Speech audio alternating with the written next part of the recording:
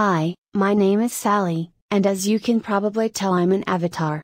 I work for Pat and Warner, and they run Warner's tree surgery.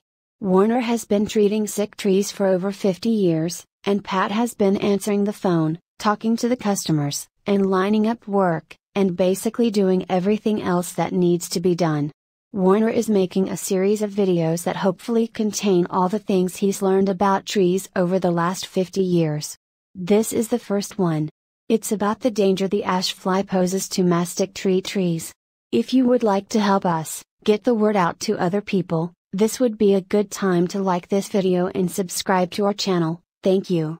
Over 40 years ago, California, Arizona and New Mexico instituted a program to get rid of the ash fly, because it was so destructive to trees and commercial crops.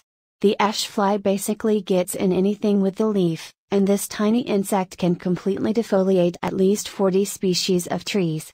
The ash whitefly has a 60-day lifespan, but for 55 days it's an aphid-like creature that is too small to see with the naked eye. The adult winged insects are just barely visible.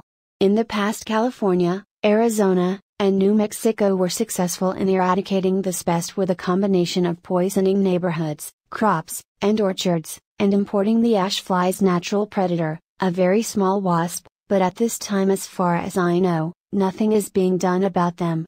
It's hard to see the ash fly on mastic trees unless you know what you're looking for. In the past, aphids would infest mastic trees' leaves, and if you touch them, they would feel sticky. Well, the ash fly does the same thing.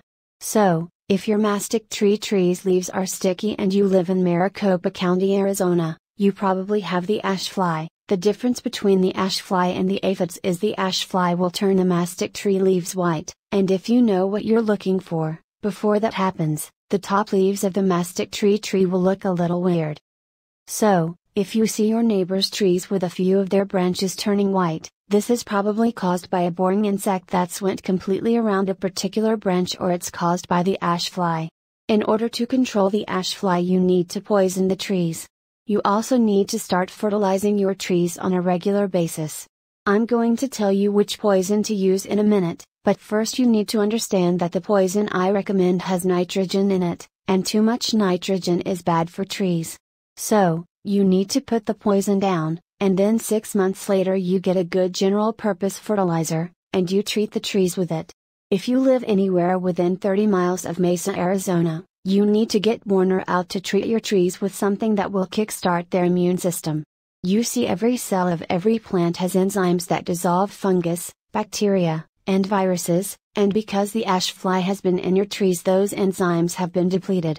So, Warner needs to inject medicines into the tree that will kickstart the healing process right away. You can protect your trees by treating them with Bio-Advanced Tree and Shrub, which you can get at Home Depot. This is a terrible poison, is so bad it was taken off the market for professionals to use, but thanks to some sneaky politicians, it was grandfathered in, so a 10-year-old kid can walk in and buy all he wants. Anyway, if you know it's toxic, you'll be fine, just don't go sticking your hands in it and licking your fingers. If you're careful, and a little bit afraid, it's safe to use.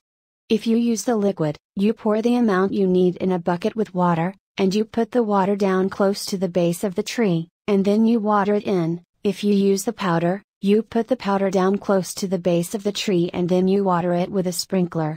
If a little dog licks it up before it's dry, it will kill the little dog. So, make sure animals and children are kept away from it until it's dry.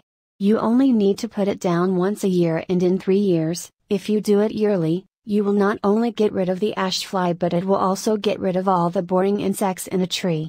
There's one more thing I need to tell you. Every place in the world where it rains, the water falls off of the trees at the drip line, and because that's where the water falls, that's where the roots that pick up the micronutrients develop, and all the instructions you get for the fertilizers tell you to put the fertilizer out at the drip line. In Maricopa County, Arizona, the roots have developed where the tree has been getting water all its life, and that's where you need to put the fertilizer. So, just ignore the instructions, and do it the way I just told you. Also, while we're on the subject, our garages and sheds get 140 degrees in the summertime. This damages the fertilizer, so you need to keep the fertilizer someplace cool in the summer, And if you've got fertilizer that's been in the garage or shed in the summertime, you need to get rid of it. Well, that's about it. I hope this helps you with your trees. Please subscribe to this channel and hit like, and if you live within 30 miles of Mesa, Arizona and you want Warner to come out and look at your trees, just give us a call. The number is 480-969-8808. Thanks and goodbye.